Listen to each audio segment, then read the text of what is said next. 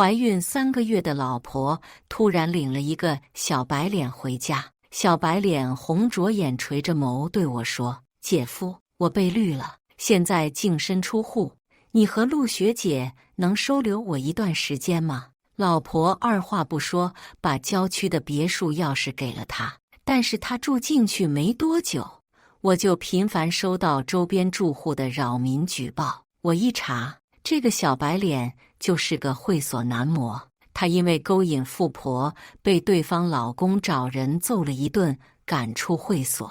我火急火燎回去找老婆，想告诉她，但还没进门就听到了她轻快的笑声：“宁浩，你说我们的宝宝将来像谁更多一点呢？”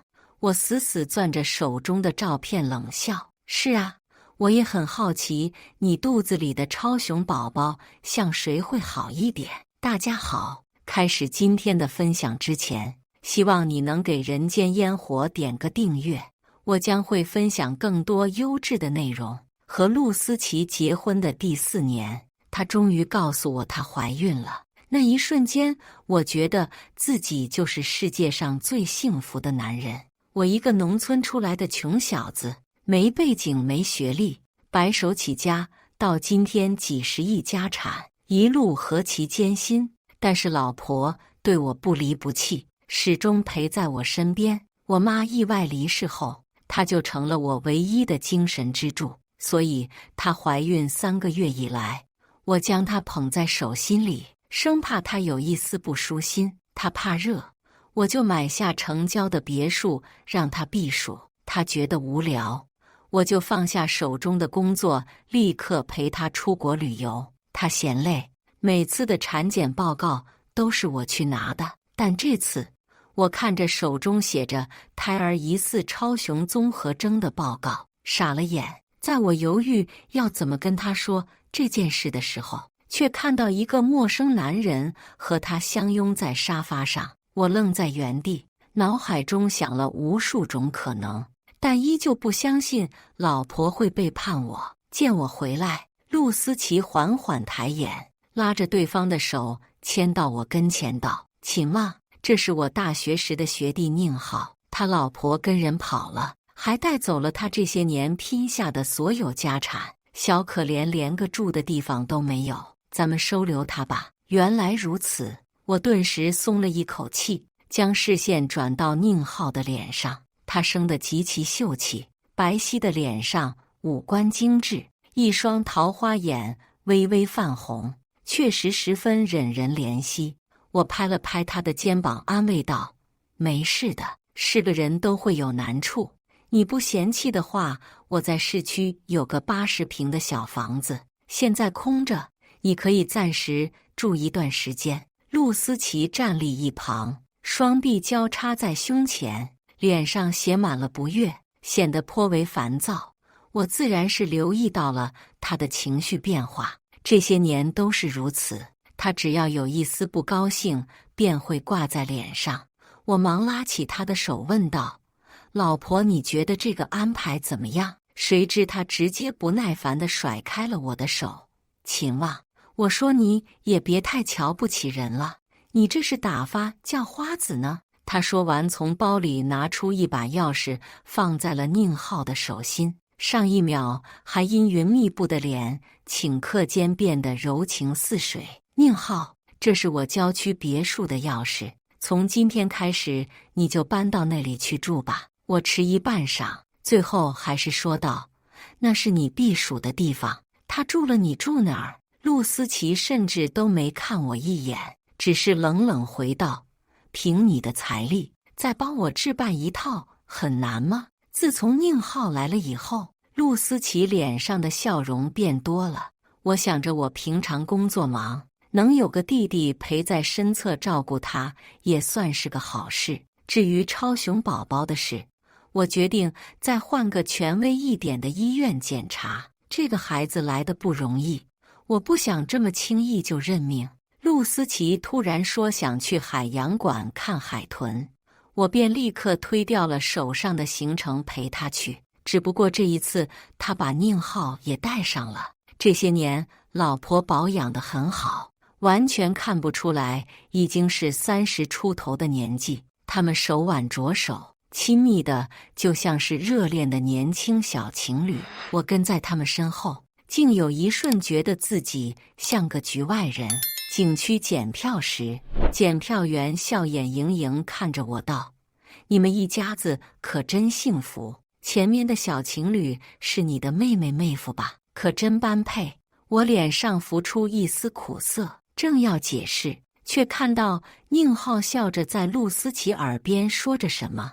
陆思琪开心得合不拢嘴，但是当他把视线落在我的身上时，又骤然变得不耐烦起来。秦望，你还在磨蹭什么呢？一个美丽的误会而已，你费功夫解释做什么？真无趣。售票员悻然看了我一眼，立马尴尬地把头低了下去。等我检票走进景区，却发现他们二人早已不见了踪影。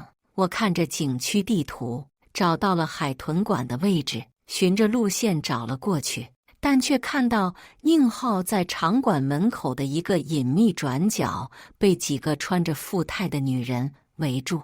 他刚刚还穿戴整齐的衬衫领口被解开，露出了结实的胸肌。几个女人旁若无人地把手放在他身上揩油，我瞳孔发颤，正想出面制止，却看到宁浩主动把手放在一个女人的腰间，脑袋侧过去，一脸荡漾地轻声说道：“姐姐，这里人太多了，你们要是想晚上来花园路460号别墅，我等你们。”他说的这个地址，正是我郊外购置的那套别墅。忽然一切就说通了，怪不得前一段时间一直收到邻居的投诉和举报，说别墅夜夜蹦迪，男男女女鱼龙混杂出入其中。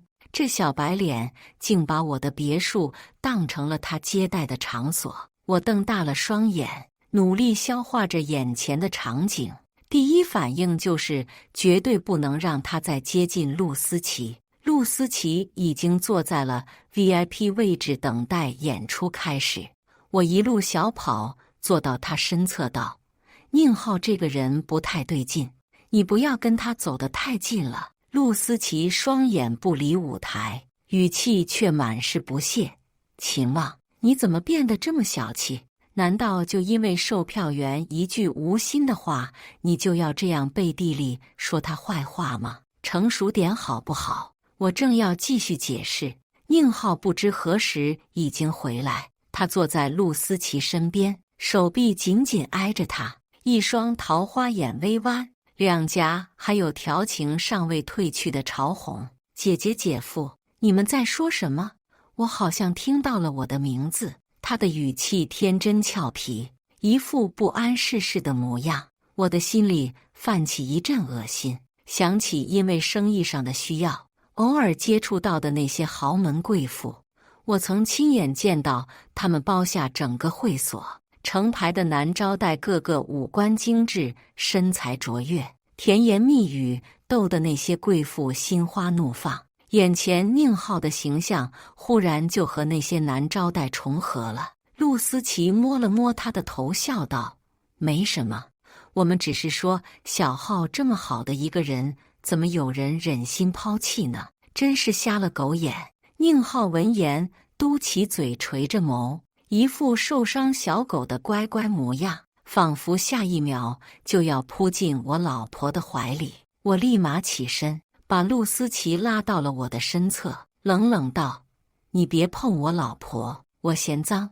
宁浩眼中神色一凝，闪过一丝转瞬即逝的不悦神色，却立刻又委屈看向陆思琪道：“看来是我打扰了姐姐姐夫的约会，我还是先离开吧。”看着他离开，我转头想告诉陆思琪真相，脸上却传来一阵火辣的痛感。“秦望，我劝你不要太把自己当回事。要是当初没有我妈给你的那笔钱，你以为你可以有今天的成就吗？敢在我的面前的摆谱，你也配？”陆思琪撂下这句话后，便头也不回地去追宁浩。我正在原地无视周边人投来的异样目光，想起了我最心酸的那一年。那一年我创业失败，母亲离世，陆思琪当时还只是我的女朋友。她说要带我去海洋馆散心，但是当时的我连2张门票钱都拿不出来。我恨这么失败的自己，差点就要从跨江大桥下跳下。但也是那一年，我收到了岳母的50万创业资金。我用这50万启动资金，最后一步一步成功创立了自己的品牌和企业。陆思琪说的没错，我能走到今天，离不开他家的帮助。但就是因为这样，我才更要保护他。回去后，我立马联系了私家侦探，帮我搜集宁浩的过往。结果不查不知道，一查吓一跳，他根本就不是什么被小三上位的正主，他自己就是破坏别人婚姻的小三。这些年，他混迹于各大会所钓富婆。前一段时间，他差点就要转正，但是对方老公知道后，差点没把他打残。对方甚至放出话来，哪个会所敢收他，他就砸了哪个会所。装有钱人需要花很多钱。宁浩这些年欠了一屁股外债，现在丢了这份工作，几乎是穷途末路。看着电脑上那一堆不堪入目的照片，我的面色更加凝重。办公室的房门被敲响，秘书拿着一份公司财报递了过来。秦总，夫人手上这家公司最近的账务似乎不太对劲，短短2个月就凭空出现了3000万的亏空。他不敢继续再说，但我却已然心中有数。这件事我不想第2个人知道，亏空的金额从我个人的账户先补上，其他的我来处理。2年前，我在陆思琪的强烈要求下，以他名义注册了一个公司，他是公司的法人代表。这件事已经不是小打小闹这么简单了，挪用公款是要坐牢的。他怎么这么糊涂？我起身准备去找他，如果再不阻止这场闹剧，事情只会变得更加不可控。秘书见我要离开，提醒道：“秦总，那家机构的检测报表也已经出来了，你空了可以去取了。”开车回去的路上，我只觉得太阳穴阵阵突起。那份报告结果清清楚楚写着超雄综合征。虽然我有信心能教导好这个孩子，但是最终要留下或者终止妊娠，我都支持陆思琪的决定。只不过现在他已经被宁浩迷得失去理智了，我必须得先想办法把宁浩这个祸害赶走。陆思琪不在市中心的家里，唯一的可能就是到郊区别墅找宁浩去了。我正准备调转车头离开，却被家里王妈喊住：“先生，你快去看看邱老夫人去吧。医院来电话说她病情加重了，岳母身体一直不好，常年在医院住着。这些年一直都是我陪在她身边照顾她，找最好的专家团队帮她治病。但是这些年来病情已经逐渐稳定，怎么就突然加重了？她对我有再造之恩，我早就把她当成自己的母亲对待，容不得半分迟疑。我立马驱车赶去。路上我不停拨打陆思琪的电话，但始终只传来呼叫转移的提示音。不知为何，一种不好的预感升上心头，让我格外的心慌。我疯了般跑进医院，却看到岳母形同槁木，奄奄一息地躺在病床上。但是当我来到岳母面前时，她奄奄一息的身子猛然坐起，她翻身下床，跪在我面前痛哭道：“秦望，这些年是我们母女对不起你呀。”我忙俯下身子，将她扶到床边，拿出手帕，细致地替她擦去满脸的泪水。“妈，发生什么事了？你慢慢说，别着急。我现在只剩下你和思琪2个亲人了，你可一定要保重啊！”岳母捶着胸口，身体因为情绪激动而微微站立。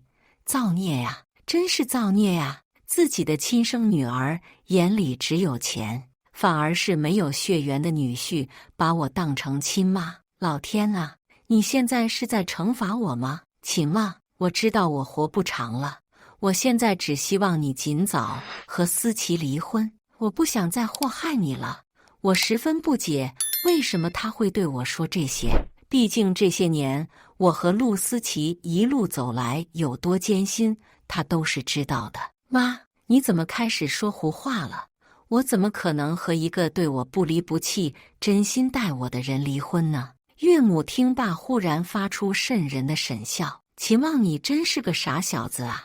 你以为思琪为什么在你落魄时分手，却又忽然找你复合，是为了你妈妈300万的保费啊？我瞳孔紧缩，血色瞬间从我的脸上褪去。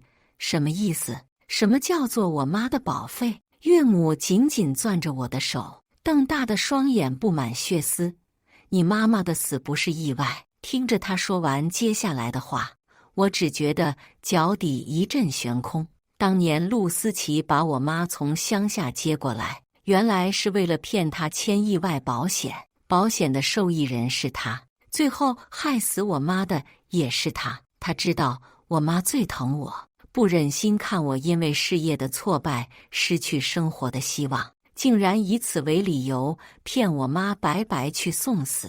我妈到死都不知道，牺牲了自己后，这钱竟然流到了杀人凶手的口袋里。我妈她一辈子最爱干净，但最后却死状凄惨地倒在马路上，被人围观。一股滔天的恨意填满了我的胸腔肺腑，我此刻恨不得将陆思琪碎尸万段。岳母脸上的生机已然流逝得不剩几分，她嗫嚅着交代着最后的遗言。当初是我以死相逼让他拿出50万给你创业，让他继续陪在你身边一段时间，只不过没想到你这么争气，竟然真的赚到了大钱。现在我那不争气的女儿当然是舍不得走了。我昨晚梦见你的妈妈了，我有罪，秦望，我是罪人，我不祈求你的原谅，只求你尽快和思琪离婚。她不是一个好妻子。仪器上的折线陡然变成一条无情的直线，伴随着尖锐的滴滴声，他抓着我的手垂落在病床边缘。我茫然无措地站在床边，周围的护士医生来往嘈杂，却再也入不了我的耳朵。陆思琪，我要你血债血偿。我在监控室调取了昨天的监控，发现陆思琪竟然带着宁浩来了医院。监控清楚地记录下了陆思琪从医院的柜子里拿走一张银行卡的画面。他们争执不下，陆思琪竟然失手把他亲妈推倒在地上。宁浩护着陆思琪的肚子，那句别伤到我们的孩子清晰可闻。我冷冷看着眼前的监控画面，倏地回想起曾经无数个陆思琪行踪可疑的场景。我一味地相信他，却不知道自己的绿帽已经被戴了多久。那些年陆思琪嚣张跋扈和咄咄逼人的嘴脸浮上脑海，我真的只想扇自己几个巴掌。他陆思琪完完全全、彻彻底底就是一个十恶不赦的大烂人。我立马拨通秘书的电话：小张，刚刚说的亏空不用补了，另外帮我冻结陆思琪所有的银行卡。电话里传来小张为难的声音：秦总，夫人的卡里已经被刷空了，只剩下几张信用卡也被刷爆了，你看还有冻结的必要吗？我缓缓闭上眼睛，深吸一口气。如我所料，陆思琪连我妈保费剩下的250万都要拿走，想必已经是把能取的钱都取了。行，我知道了，这些卡都先停了吧。我刚放下手机，就看到顶端的特别关心消息，点进去后发现是陆思琪和宁浩正在郊区大别墅一起切蛋糕的画面。他们身后的横幅上写着旗号传媒成立庆功会几个大字，周围簇拥着一群人举着香槟庆祝着。我嘴角牵扯出一丝怪异的弧度，将手中的烟头摁灭。庆功会啊，怎么少得了我？我走进别墅的时候，陆思琪和宁浩正在众人的起哄下喝着交杯酒，里边几个是我公司的员工，惯常跟陆思琪走得近，一看到我来了，顿时吓破了胆。秦总。听到动静的陆思琪引进香槟，这才转身看向站在门口的我：“你怎么来了？”这话问得我只觉得可笑。我怎么来了？花我的钱给小白脸开公司，现在问我怎么来了？以前我怎么没发现呢？陆思琪的脸皮竟然这么厚。我保持微笑，绅士地拿起一旁的高脚杯，缓缓走进中央。我的老婆跟人合伙开公司，我不来怎么说得过去？我把视线落在他们两人紧紧牵着的手上，悠悠道：“手牵得这么紧，不知道的还以为你们是一对呢。”宁浩似乎被我的话吓到，亦或是被这种熟悉的正主抓三的场景威慑到，立马松了手，讪讪笑道：“姐夫真爱开玩笑，呵呵呵呵呵。”看到自己心爱的男人吃瘪，陆思琪立马伸手抓住我，沉声威胁道：“你在这里发什么疯？我是看宁浩可怜，所以帮他一把，你难道不应该支持吗？你自己不也是这么走过来的？”我忽然开怀大笑起来，笑得眼泪都流了出来。那你也替他妈买了保险吗？听到我的话，陆思琪像是触电般僵直身体。我冷笑着扯开他的手，转而走到了客厅上临时搭起的台子上，把手中 U 盘插入电脑。今天来也没别的，就是帮大家伙助个兴，看看自己公司老板的奋斗史，顺便送我亲爱的老婆一个礼物。随着我的切换，台后的白色幕布上开始投放宁浩的各种劲爆图片和视频，画面里他在一众富婆的簇拥下，穿着透肉的黑色丝质衬衫，像一条灵活的水蛇，扭动着自己的身体取悦富婆。那些富婆把大把钞票塞进他的裤头时，他便更加卖力地卖弄风骚，和旁边浩然正气只是倒酒的那些猛男形成了鲜明的对比。看到幕布上播放的画面，陆思琪额间青筋暴起，如同一条条愤怒的蚯蚓在皮肤下蠕动。他朝着一旁心虚准备开溜的宁浩恶狠狠瞪去，双手指节因过于用力而泛白起来。你不是说你家产几十亿，全被骗光了吗？这就是你说的家产？他疾步走到宁浩跟前，手起声落。宁浩吃痛地捂着自己的脸，反驳道：“妈的，你又在这装什么清纯？一个拜金女还高傲起来了，真是笑掉大牙！我牺牲男色陪你这么久，撒个小谎怎么了？你床上不是挺享受的吗？”宁浩的言语粗俗，他敢讲，在场的人都不敢听。我阴沉着脸，继续看台下两只狗内斗，他们骤然扭打在一起。陆思琪衣服被扯烂，精致盘起的头发此刻也像个疯子一般披散着。全场的人拍照的拍照，录视频的录视频，好不热闹。陆思琪，你好面子是吧？那我就让你在所有人面前把面子丢光。我从容看了一眼表，人应该差不多要到了吧？来得早不如来得巧。宁浩刚走到门边想走，就被一群人拦在了门口。为首的是一个穿金戴银的光头男人，看上去十分不好惹。在他身边还有一个哭哭啼啼的妇人，虽然在哭，但浑身上下都散发着一种贵气。看到来人，宁浩头上冒着虚汗，扑通一声跪在了地上：“强哥，我错了，我不该勾引嫂子，你都已经教训过我了，您大人有大量就放过我吧，我再也不敢了。”强哥看了一眼台上的我，又瞥了一眼大着肚子狼狈不堪的陆思琪，他一脚就踹在了宁浩的嘴上：“放你娘的屁！都把别人肚子搞大了，还敢骗我！我看不淹了你，你是不会老实了。他稍稍抬手，身后几个人高马大的男人立刻把他架着抬了出去。大厅里乱成一团，所有人都在窃窃私语。我去，夫人肚子里的孩子不是秦总的。秦总平时工作上严厉，但是对夫人是极好的。他是怎么想不通要去跟一个男模私通啊？意识到不对的陆思琪立马跑向我。秦望，你别听他们胡说，这孩子不是你的，还能是谁的？你忘了吗？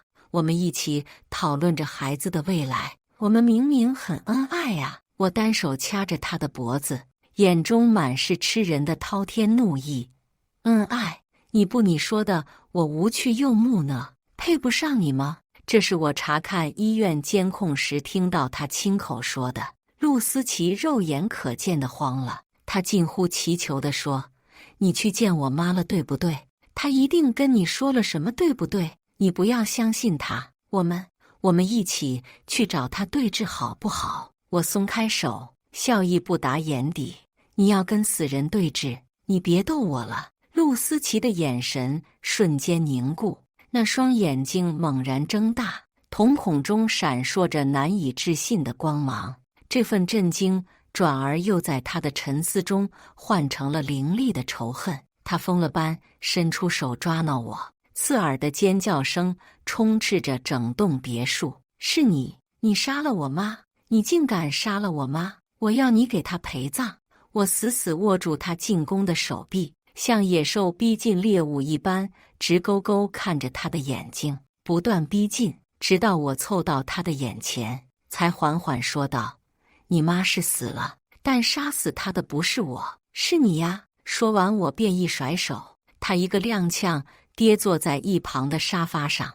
我睥睨着他嘴角勾出一丝微弱的弧度，沉声道：“小心着点肚子里的孩子，说不定等你判刑那天，他能帮到你。”将要离开时，我再次转过身来：“哦，对了，你要是再在这里演戏，可就看不到你妈的遗体了。毕竟她生前交代我，死后要捐赠她的遗体为你赎罪。”陆思琪发了疯般冲到医院，正好看到了他妈已经僵直的身体正在被护工用裹尸袋包着。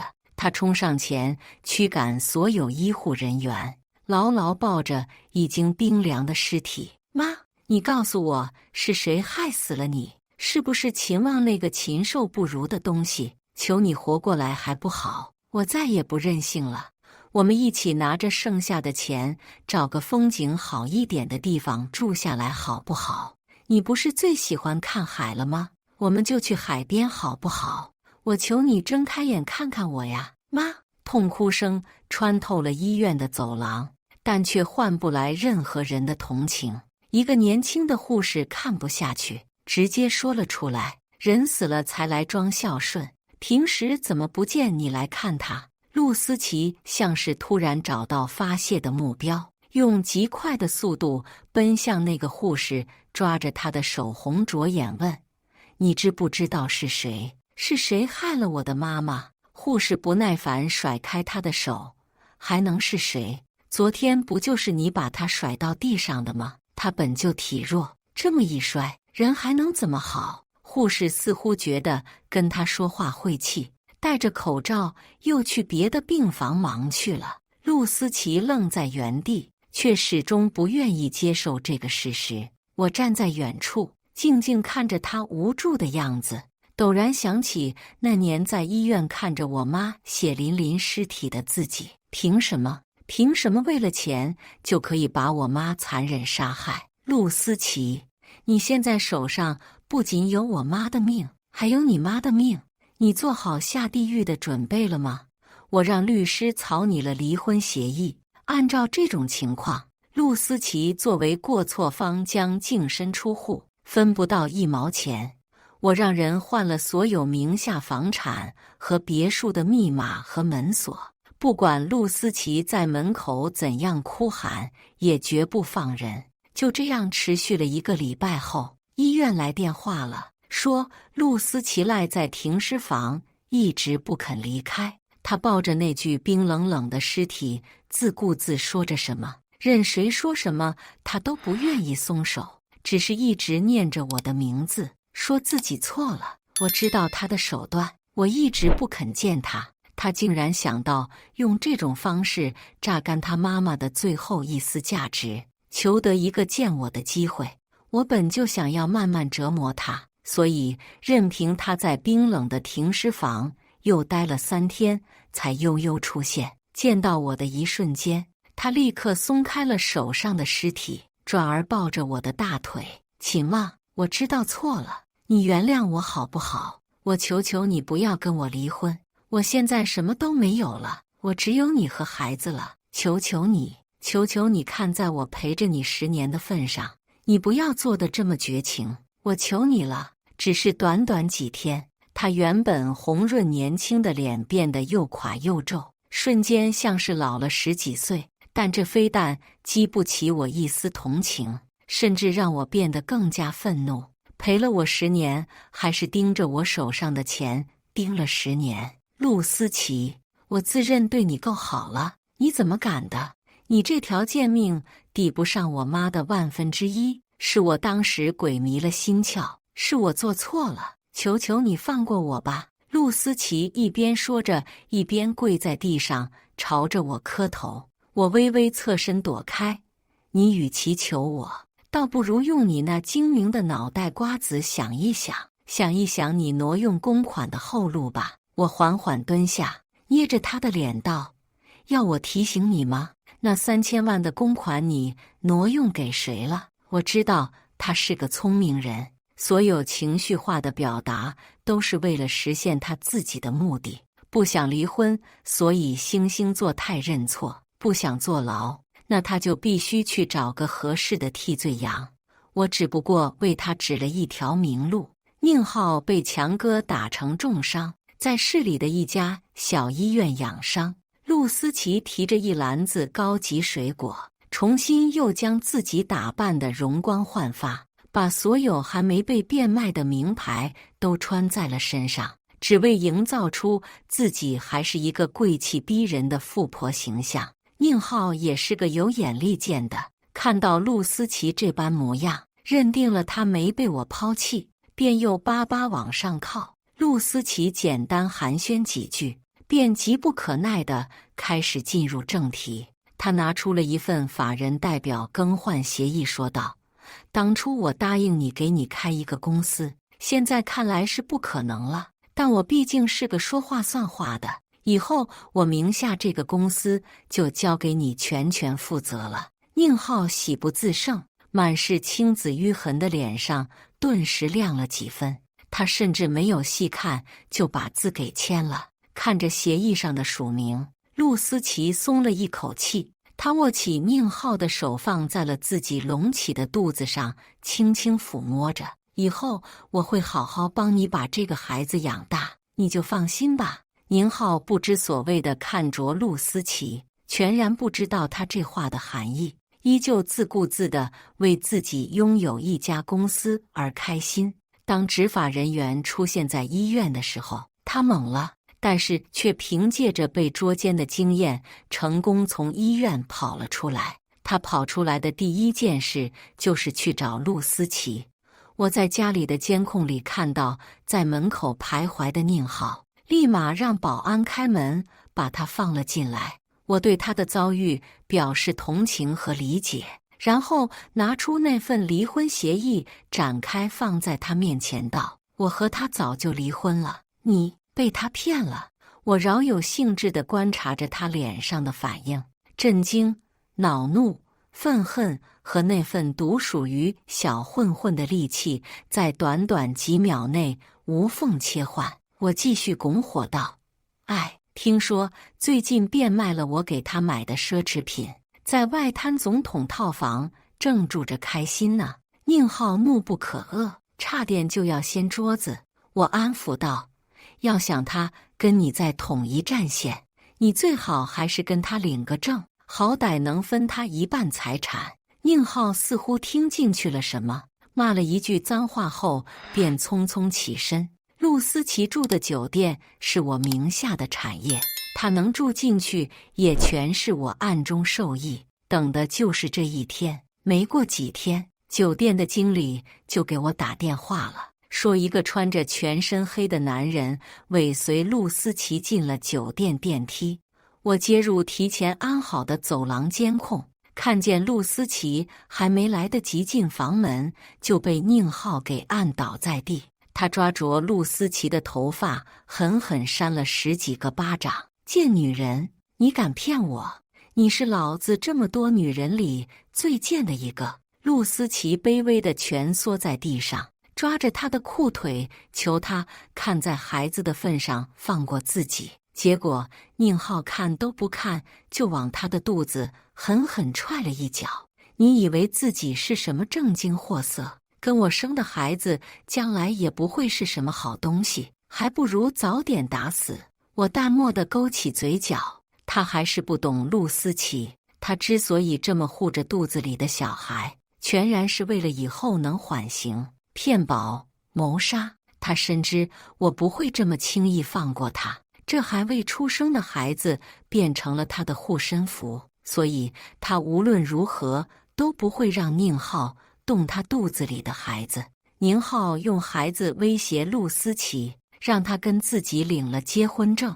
他们这下真成了法定意义上的夫妻关系。比起短暂的痛苦，我要让他永远被恐惧支配。目的达成后，我让人报了警，把宁浩抓走。可陆思琪却再次找上了我，但这一次他不是祈求，而是想跟我做交易。他拿着那张用我妈的命换来的银行卡对我说：“秦望，我知道你不会放过我，我只求你一件事，我进去以后帮我好好照顾我生下来的孩子。”我嘴角微扬，却无一丝暖意。他想把孩子作为自己将来出狱的保障。生孩子不是为了爱孩子，而是让孩子养自己。他的算盘打得很好，但是他却始终不明白，他根本没有资格用我妈的人血馒头来跟我谈条件。我默默拿起银行卡，看了许久。妈，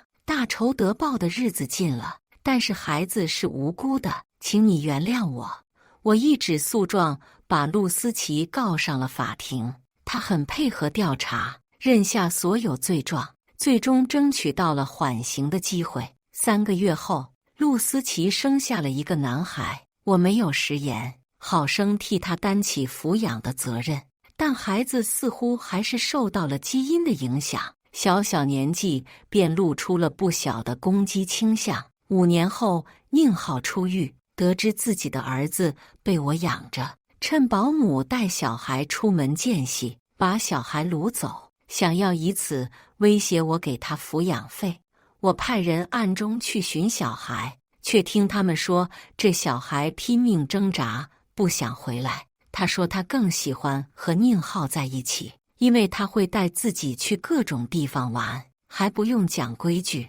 我无奈摇了摇头，让下边的人回来。或许有些人的命运早就是注定好的，我未必能够干涉。又过去了6年，陆思琪出狱了，但当他欣喜万分来到秦家找儿子时，我只能无奈告诉他，他是做未来保障的儿子已经跟着宁浩成了街边的混混。他的眼睛经过岁月的洗礼，已经变得浑浊。11年的牢狱生活让他早已经跟社会脱节，回到宁浩的身边，每天除了被宁浩打就是被儿子打，他能做的就只有哭泣。他也曾找到我，真诚地向我道歉。这一次我信他是真的知错了，但是有些伤害不是一句真心的认错就能抚平的。人若作恶，天自报。陆思琪受不了这种非人的虐待，又没有什么吃苦的本事，最后他还是疯了。他疯疯癫癫跑到当年我妈出车祸的那个路口，猛地跑向一辆迎面疾驰而来的货车，最后孤零零死在了马路上，甚至到最后都没有一个亲人来认他的尸体。而宁浩重操旧业不成，反而染了病，皮肤上满是可怖的瘙痒抓痕，不久以后就死在了脏乱的小出租屋里。他的儿子嫌弃他脏，甚至最后都没为他收尸，最后还是房东发现报了警。今天是妈妈的忌日，她勤劳了一辈子把我培养长大，这辈子却没能收到一束花。我带了一束粉色的康乃馨来看她。她曾经说过老了就不喜欢鲜艳的颜色，但是她这一生为了我，却从未真正绽放过自己。我跪在她的墓碑前，痛苦抽泣着，对着空荡荡的风呼喊着：妈，你的仇我报了。风或许能裹挟我的思念和亏欠，带给远方的妈妈。以上就是今天分享的故事。大家有什么想说的、想吐槽的，欢迎在下方评论交流。也更希望能给人间烟火点个订阅，我将会分享更多优质的故事内容。